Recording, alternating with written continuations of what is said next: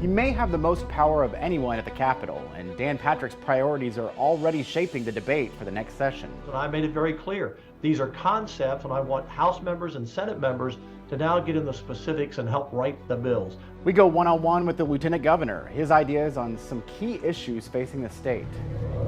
The triple-demic of flu, COVID, and RSV renews worries about healthcare staffing. State lawmakers are seeking solutions, the plans that could get more healthcare workers on the job in Texas.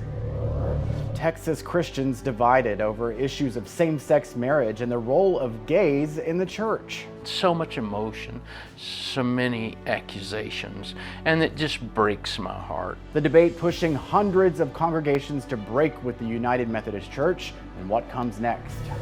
Produced from the Capitol in Austin and airing statewide, this is the award-winning State of Texas.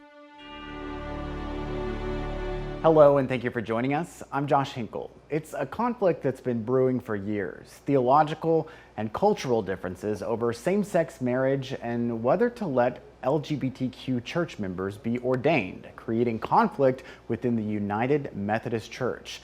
Last week, that tension reached a breaking point as hundreds of Texas churches officially cut ties with the UMC. Our Will DuPree explores the reasons and how the split will affect congregations in the state. The University United Methodist Church on the drag is sticking with the affiliation on its signs. I'm a lifelong United Methodist. The United Methodist Church birthed my faith and my call to ministry. Reverend Teresa Wellborn's Austin congregation is not joining the 439 Texas churches that will now leave the United Methodist Church to join a more conservative breakaway denomination, the Global Methodist Church. This is the working out of the realignment of churches since the 1960s. UT professor Chad Seals says the contention now centers on same-sex marriages. The UMC doctrine currently states the church should define marriage as the union of one man and one woman, but either defying or adhering to that policy is causing the church to fracture. We voted by a 98% majority to leave. Lubbock's Oakwood Wesleyan Fellowship was one of 145 churches in the Northwest Texas Conference that voted to leave the UMC. Tom Fuller is Oakwood's senior pastor. The problem comes when any of us takes a practice which we prefer, which the Bible preaches and teaches against completely, and demands the church's blessing. Only 50 churches in the Northwest Texas Conference voted to stay with the United Methodist Church. One of those, Lubbock's St. John's United Methodist. I've changed and I've come to believe very, very strongly it is offensive to God to deny ordination to people who happen to be gay or lesbian. Those conservative churches that are leaving are, in a sense, to uphold what they see as biblical principles that have been challenged or attacked by culture, whereas progressives see themselves as being more open and more welcoming. I wonder and I worry about. Reverend Wellborn hopes the denomination she's remaining a part of will now change its stance on the LGBTQ community. They're members of our congregation. They're giving of their time, talent, and treasure. Will DuPree joins us now. What did the process involve for these Texas churches to decide to leave the United Methodist Church? Well, Josh, what we saw was the final step in a fairly lengthy process to disaffiliate or leave the UMC. For instance, Texas is divided into 5 regions or conferences that oversee congregations in each of those areas. And 2 of those conferences so far have developed rules for individual churches to have the option to vote on leaving the UMC.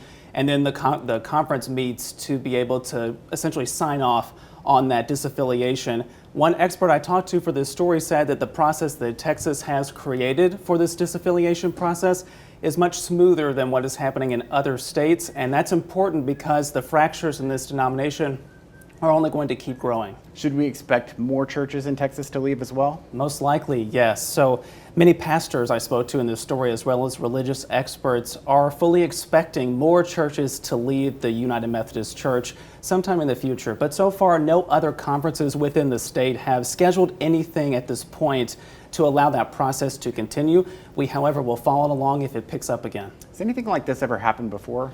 Historically, social issues have been a big divider within churches. Historically, race, if you look at that issue in particular, has created division within churches before the Civil War and well into the 20th century. Additionally, some denominations here recently have created divisions because of the issue of women serving as pastors or becoming ordained. We do know that some of the churches within the Southern Baptist Convention left recently. And then finally, the Episcopal Church lost some churches recently because of the issue of same-sex marriage. All right, Will, thank you very much. A high-stakes vote in Congress illustrates the ongoing division over same-sex marriage. The U.S. House passed the Respect for Marriage Act to protect same-sex marriages at the federal level. The vote comes amid concerns that the Supreme Court could roll back same-sex marriage rights. While the measure had bipartisan support, only 39 Republicans backed the bill. All Democrats voted yes. In the Texas delegation, 22 of the 24 Republicans voted no.